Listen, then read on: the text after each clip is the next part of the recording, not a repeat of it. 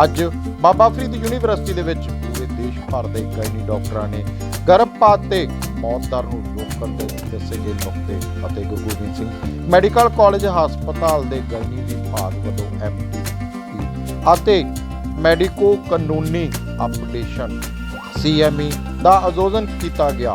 Baba Farid university senate ਹਾਲ ਦੇ ਵਿੱਚ ਕਰਵਾਏ ਗਏ ਕਾਨਫਰੰਸ ਦੇ ਵਿੱਚ ਵਿਸ਼ੇਸ਼ ਤੌਰ ਤੇ ਦਿੱਲੀ, ਪੰਜਾਬ, ਬੰਬਈ ਅਤੇ ਅਹਿਮਦਾਬਾਦ ਦੇ ਬੁਲਾਰਿਆਂ ਤੋਂ ਇਲਾਵਾ MTP ਕਮੇਟੀ ਬਾਰੇ ਸਾਰੇ ਸਵਾਲਾਂ ਦੇ ਜਵਾਬ ਵੀ ਦਿੱਤੇ ਗਏ ਅਤੇ ਮਾਰਾਂ ਤੋਂ ਇਲਾਵਾ MTP ਕਾਨੂੰਨ ਦੇ ਵਿੱਚ ਹੋਈਆਂ ਤਬਦੀਲੀਆਂ ਬਾਰੇ ਜਾਣਕਾਰੀ ਵੀ ਦਿੱਤੀ ਗਈ ਅਤੇ ਮੁਫਤ ਪੇਪਰ ਸੈਸ਼ਨ ਵੀ ਕਰਵਾਇਆ ਗਿਆ।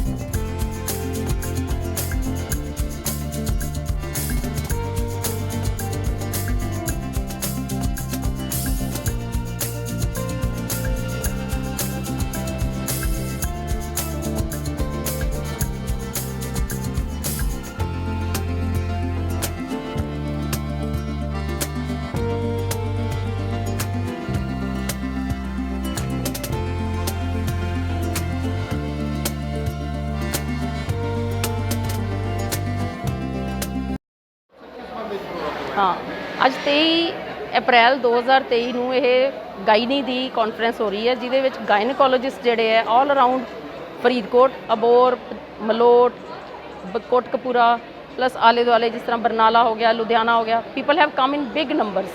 ਠੀਕ ਹੈ, ਸੋ ਇਸ ਦੇ ਵਿੱਚ ਅਸੀਂ ਆਪਣਾ ਥੀਮ ਰੱਖਿਆ ਸੁਰੱਖਿਅਤ ਨਾਰੀ ਉन्नत ਭਾਰਤ। ਜਦੋਂ ਕਿ ਸਾਰੇ ਗਾਇਨਕੋਲੋਜਿਸਟ ਇਕੱਠੇ ਹੋ ਕੇ ਪ੍ਰਣ ਕਰਦੇ ਹੈ ਕਿ ਲੇਡੀ ਨੂੰ ਜੋ ਵੀ ਕੋਈ ਕੰਪਲਿਕੇਸ਼ਨਸ ਆਉਂਦੀਆਂ ਉਹਨਾਂ ਨੂੰ ਆਪਾਂ ਰੋਕਣ ਦੀ ਕੋਸ਼ਿਸ਼ ਕਰਨੀ ਹੈ। ਟ੍ਰੀਟਮੈਂਟ ਦਾ ਅਸੀਂ ਗਾਇਨਕੋਲੋਜਿਸਟ ਕਰ ਹੀ ਸਕਦੇ ਹਾਂ, ਬਟ ਸਾਡਾ ਏਮ ਹੋਣਾ ਚਾਹੀਦਾ ਕਿ ਅਸੀਂ ਉਹ ਬਿਮਾਰੀ ਨੂੰ ਹੋਣ ਹੀ ਨਾ ਦਈਏ।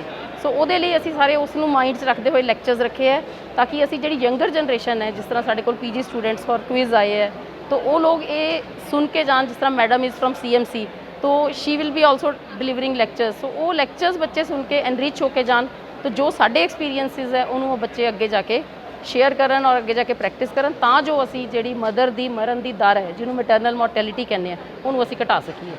ਸੈਕਿੰਡ ਸਾਡਾ ਥੀਮ ਹੈ MTP ਤੇ। MTP ਦਾ ਨਾਮ ਹੈ ਅਬੋਰਸ਼ਨ। ਸੋ ਅਬੋਰਸ਼ਨ ਦੇ ਨਾਲ ਅਸੀਂ ਦੇਖ ਰਹੇ ਹਾਂ ਲੇਡੀਜ਼ ਨੂੰ ਬਹੁਤ ਕੰਪਲਿਕੇਸ਼ਨਸ ਆਉਂਦੀਆਂ ਬਿਕੋਜ਼ ਉਹ ਬਾਹਰੋਂ ਮੈਡੀਸਨ ਲੈ ਕੇ ਫਿਰ ਗਾਇਨੇਕੋਲੋਜਿਸਟ ਕੋਲ ਪਹੁੰਚਦੀਆਂ। ਸੋ ਥਰੂ ਦਿਸ ਮੈਸੇਜ ਅਸੀਂ ਇਹ ਅਪੀਲ ਕਰਦੇ ਹਾਂ ਕਿ ਕੋਈ ਵੀ ਅਬੋਰਸ਼ਨ ਨੂੰ ਸਿੰਪਲ ਪ੍ਰੋਸੀਜਰ ਨਾ ਸਮਝਣ, ਇਸ ਦੇ ਨਾਲ ਇਹ ਜਾਨਲੇਵਾ ਵੀ ਹੋ ਸਕਦਾ ਹੈ। ਸੋ ਇਸ ਨੂੰ ਜਦੋਂ ਵੀ ਕਦੇ ਅਬੋਰਸ਼ਨ ਦੀ ਜ਼ਰੂਰਤ ਪੈਂਦੀ ਹੈ, ਪਹਿਲਾਂ ਆਪਣੇ ਗਾਇਨੀ ਡਾਕਟਰ ਨਾਲ ਕੰਸਲਟ ਕਰੋ, ਫਿਰ ਗੋਲੀ ਖਾਓ। ਆਪਣੇ ਆਪ ਗੋਲੀ ਦੀ ਜ਼ਰੂਰਤ ਨਹੀਂ ਹੋਣੀ ਚਾਹੀਦੀ। Thank you. मैं doctor Kavita Bhatti from CMC Ludhiana और आज मैं इस इवेंट पे आई हूँ 23 अप्रैल को। जो इंस्टॉलेशन सेरेमनी है कोर्ट का पूरा फरीदकोट सोसाइटी की फॉक्सी की, तो मैं कॉन्ग्रेचुलेट करना मांगूंगी डॉक्टर निशी गर्ग का, उनकी टीम का, और डॉक्टर सीमा भट्टी जो हेड ऑफ़ द डिपार्टमेंट है जीजीएस मेडिकल कॉलेज में। इन्होंने मुझे इनवाइट किया और टॉक के लिए इनवाइट किया।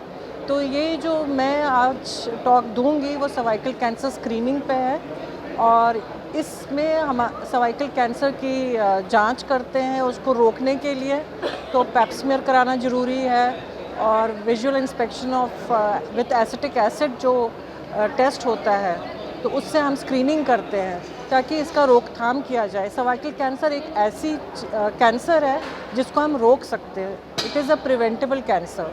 तो इसको शुरू में ही हमारी स्क्रीनिंग होनी चाहिए, एचपीवी वैक्सीनेशन होना चाहिए। लड़कियों को दिया जाता है छोटी ही एज में, ताकि वो आगे सर्वाइकल कैंसर में तब्दील ना हो जाए, कोई भी जो इन्फेक्शन होती है एचपीवी की। तो इस पे आज मेरा टॉक रहेगा, और मैं शुक्रगुज़ार हूँ जो इन्होंने मुझे यहाँ पे बुलाया, और ये इवेंट इतने मेजर प्रोग्राम को यहाँ पे कर रहे हैं, तो उसके लिए कॉन्ग्रेचुलेट भी करना मांगूंगी मैं। Thank you. बस ऐसे नहीं लगता अभी जैसे यहाँ पे अवेयरनेस ना होने के कारण पेशेंट की गिनती दिनों दिन बढ़ती जा रही है जी, इसमें आप क्या मैसेज देना चाहोगे भी गिनती कम हो, सबको जानकारी मिले? सर्वाइकल कैंसर एक ऐसी कैंसर है जिसको हम बहुत शुरू में ही पकड़ सकते हैं, और इसका वैक्सीनेशन भी अवेलेबल है। एक ही कैंसर है जिसमें हम रोक सकते हैं, प्रिवेंट कर सकते हैं वैक्सीनेशन से। तो इसकी बस 2 डोजेज़ होती है। अगर 15 साल के पहले लगे, अगर 15 साल के बाद लगती है तो 3 डोजेज़ देनी चाहिए एचपीवी वैक्सीनेशन।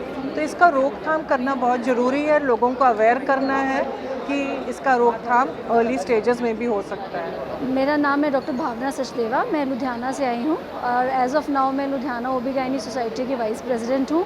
एंड आज हम लोग इधर इकट्ठे हुए हैं फरीदकोट में with an effort of doctor Nishi, and we are very thankful to doctor Nishi and doctor Seema, जिन्होंने ये प्रयास किया कि वो हमें यहाँ बुलाएं और एक कॉन्फ्रेंस करें जिसमें कि हमें पढ़ाया जाए, हम जूनियर्स को पढ़ाएं और कुछ अपनी भी नॉलेज ब्रश अप करें। और इसमें हम लोग बहुत चीज़ों के बारे में बात करें, जिसमें कि एबॉर्शंस एक बहुत इम्पॉर्टेंट चीज़ है। इंडिया में अभी भी एबॉर्शंस और एबॉर्शन रिलेटेड डेथ्स काफ़ी ज़्यादा होती हैं, और सरकार की एक कोशिश है कि जो इलीगल एबॉर्शंस हैं वो ना हो और लीगल एबॉर्शंस ज़्यादा हो, ताकि हमारी माएँ जो हैं वो स्वस्थ रहें और अनवांटेड प्रेगनेंसीज ना हो। एंड उसके लिए हम आज डिस्कशन करने वाले हैं ऑन एमटीपीज़ और कॉम्प्लिकेशंस ऑफ एमटीपीज़ पे, कि जब हम एबॉर्शन करते हैं तो क्या क्या कॉम्प्लिकेशंस हो सकती हैं और उनका बचाव कैसे किया जा सकता है। तो उसके लिए हमारा बहुत अच्छा पैनल है, और बाकी और भी हम बहुत चीज़ों के बारे में डिस्कस करने जा रहे हैं। And I am really thankful to doctor Nishi and doctor Seema कि उन्हें हमें यहाँ बुलाया और एक बहुत अच्छी कॉन्फ्रेंस करी। Thank you so much Faridkot, and thank you so much doctor sir for being us here. जैसे ऐसे नहीं लगता जो अनमैरिड लड़कियां हैं उसमें प्रेगनेंसी के चांस बढ़ते जा रहे हैं? देखिए, ऐसा है, हमारी सोसाइटी लिबरेट हो रही है। जैसे जैसे सेक्सुअल एक्टिविटीज़ बढ़ रही हैं, प्रेगनेंसी के चांसेस सर्टेनली बढ़ रहे हैं, और नंबर ऑफ़ पेशेंट्स इस तरह के ज़्यादा आ रहे हैं। अब कुछ टाइम पहले हमारा एक एमटीपी एक्ट नया आया है, जिसमें कि गवर्नमेंट ने रिवाइज्ड रूलिंग दी है कि अभी जो है उसमें से अनमैरिड वाला क्लॉज हटा दिया गया, मैरिड वाला क्लॉज हटा दिया गया है। तो अब जो एबॉर्शंस हैं they are legal for unmarried also, मतलब अनमैरिड भी अब आराम से जाएं और डॉक्टर के पास जाके एबॉर्शन कराएं, ना कि दाई के पास और नर्स के पास। एक सेफ़ एबॉर्शन का हक उन्हें भी है, चाहे वो मैरिड हैं चाहे वो अनमैरिड है। तो मेरा एक ये मैसेज है कि अब वो अनमैरिड वाला स्टिग्मा ख़त्म किया जाए, और अनमैरिड भी जो है बहुत उनको हॉस्पिटल में जाना चाहिए, ना कि दाइयों के पास और नर्सों के पास। अपने पेरेंट्स को, फैमिली को कॉन्फिडेंस में लेना चाहिए, और एक सेफ़ एबॉर्शन होना चाहिए।